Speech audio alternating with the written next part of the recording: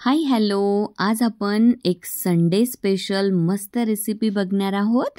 ती म्हणजे पनीर पराठा. पनीरचं असं पुरण टाकून एकदम मस्त पराठा बनतो.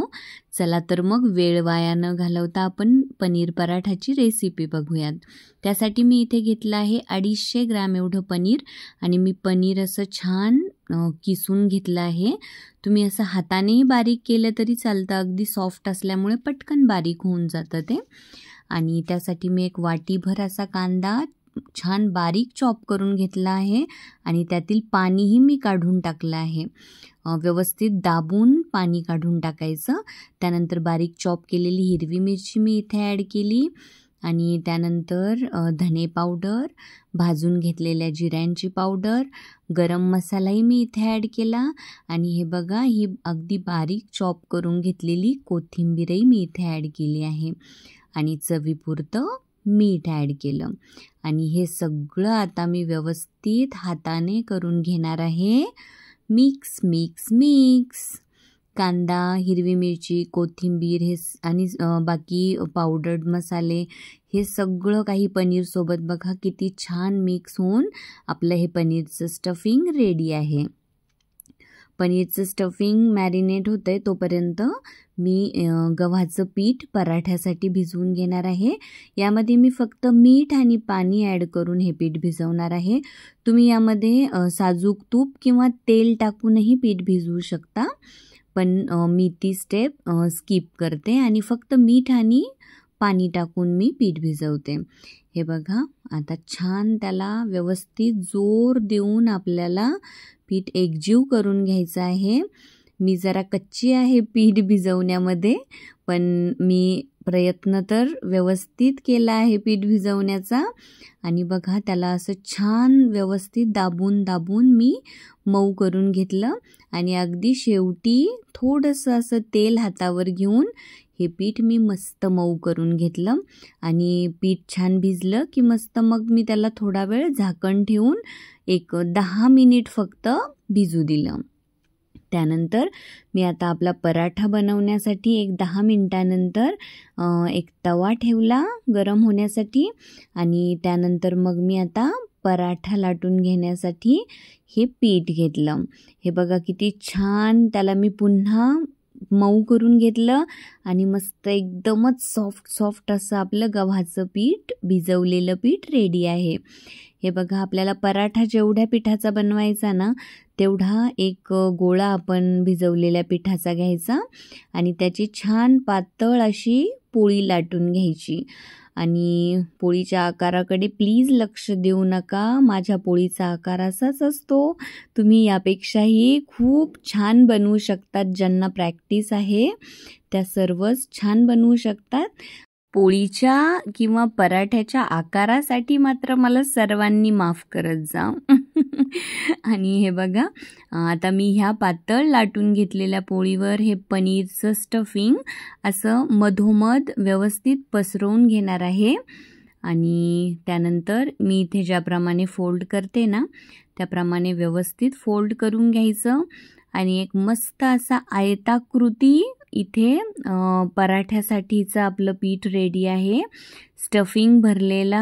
हे असंही भाजलं तरीसुद्धा मस्तच होतं, पण मी त्याला एकदम हलकंसं लाटून घेणार आहे. थोडंसं कोरडं गव्हाचं पीठ मी यावर टाकून एकदम हलक्या हाताने हा पराठा लाटून घेणार आहे. याच्या कडा जरा जाडसर असतात त्यामुळे कडांनाच व्यवस्थित लाटून घ्यायचं आणि कडा पातळ करून घ्यायच्या. आणि हे बघा आपला हा आयताकृती पराठा एकदम रेडी आहे. मला गोलाकार देणं जरा अवघड जातं त्यामुळे मला ही पद्धत खूप आवडते. मस्त आयताकृती असा पराठा रेडी होतो आणि शिवाय पराठा इतका टेस्टी बनतो ना. पराठा खाल्ल्यानंतर साऊची रिॲक्शन होती, बापरे मम्मा वेडी आहेस तू, वेडी. एवढी वेडी म्हणजे इथे तिला म्हणायचं असतं की कुकिंगबद्दल पॅशनेट. तू काहीही बनवायला घेतलं की एकदम ते टेस्टी बनतं. आणि पराठा खाताने तिची रिॲक्शन अजून अशी होती की मम्मा असं वाटतंय अमृतसरी पराठा खातोय आपण. तर बघा, मुलांनी असं कॉम्प्लिमेंट केलं की मस्त वाटतं ना एकदम. त्यांनाही असे नवनवीन आयटम्स करून खाऊ घातले तर तेही एकदम खुश असतात. आणि हे बघा, आपला पहिला पराठा मस्त भाजतोय. साजूक तूप मी आलटून पलटून व्यवस्थित लावून घेतलं आणि पराठा नंतर थोडासा हाय हीटवर मी भाजून घेतला, म्हणजे त्याचा बाहेरचा लेयर म्हणजे पोळीचा जो लेयर आहे तो मस्त क्रिस्पी तयार होतो. आणि गरम गरम पराठा दह्यासोबत किंवा टोमॅटो केचपसोबत इतका मस्त लागतो ना. आणि हे बघा, आपला हा पहिला पराठा आता मस्त भाजून रेडी आहे. बघा किती छान बनला आहे आपला हा पराठा. तुम्हाला हवा तर तुम्ही हा गोल बनवू शकता. आणि जसं आपण पुरणपोळीसाठी बनवतो ना गोल गोल असं पिठाची वाटी बनवून, तर बघा मी आता इथे दुसऱ्या प्रकारेही पराठा बनवून दाखवणार आहे. हे भिजवलेलं पीठ असा एक गोळा घ्यायचा आणि तो असा मधोमध व्यवस्थित दाबून आणि मध्यभागी थोडंसं जाडसर ठेवून अशी त्याची वाटी तयार करायची. आणि त्यानंतर आपलं जे पनीरचं स्टफिंग आहे ते ह्या वाटीमध्ये छान हवं तेवढं भरून घ्यायचं. आणि बघा, असं मी जवळजवळ 2-2.5 चमचे स्टफिंग यामध्ये भरलं आहे. आणि मग नंतर पुन्हा त्याला गोल गोल फिरवून व्यवस्थित त्याचं तोंड असं बंद करून घ्यायचं, सील करायचं तोंडाला. हे बघा, असं गोल गोल गोल गोल फिरवून छान ह्याचं तोंड मस्त पॅक करून घ्यायचं. हे बघा, आपला पराठ्यासाठीचा हा गोल गोल पिठाचा गोळा रेडी आहे. हे बघा, आणि मग नंतर त्याला पुन्हा गव्हाचं कोरडं पीठ लावून गोल गोल लाटून घ्यायचा. हा तुमच्याकडून गोल गोल छान लाटला जाईल. मी गोल त्याचा उंडा बनवूनही माझ्याकडून पराठा मात्र चौकोनीच झालेला दिसतोय. हो, चौकोनीच आकार आला आहे याला. तरीसुद्धा आकार विचारात न ठेवता स्टफिंगकडे व्यवस्थित लक्ष द्या आणि तुम्ही छान मस्त गोल गोल पराठे लाटा किंवा ह्या प्रकारे आयताकृती पराठेही तुम्ही करू शकता. आणि पराठे मात्र एकदम टेस्टी बनतात. ह्या प्रकारे स्टफिंग बनवलं तर खरंच खूपच छान बनतात पराठे.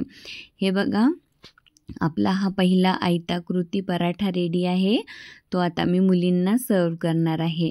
छान त्याला मी असं 4 भागांमध्ये कट करून घेतलं आणि त्याला दही आणि टोमॅटो केचपसोबत मी सर्व केलं. आता कनूला खोकला आहे त्यामुळे मी ह्यामध्ये बाकी काही म्हणजे आमचूर पावडर किंवा मग लिंबू वगैरे ॲड केलं नाही. जर तुम्हाला आमचूर पावडर वगैरे ॲड करण्याची इच्छा असेल तर त्यानेही टेस्ट खूप छान वाढते, तुम्ही तेही ॲड करू शकता. हे बघा, पनीरचं स्टफिंग हे अगदी कडांपर्यंत पोहोचलेलं आहे आणि असा साजूक तुपात भाजल्यानंतर पराठा इतका टेस्टी लागतो ना. असं दह्यामध्ये लाल तिखट आणि मीठ थोडंसं टाकून घ्यायचं किंवा मग तुम्ही टोमॅटो केचपसोबतही हा पराठा एन्जॉय करू शकता. सर्वांनी अशा छान छान रेसिपीजसाठी माझ्या चॅनलला कनेक्टेड राहा.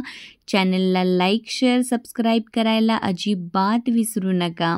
छान छान खा, मस्त मस्त व्यायाम करा, आनंदी, सुखी आणि समाधानी राहा. हो, व्यायाम करायला मात्र अजिबात विसरू नका. Thank you so much. Bye bye.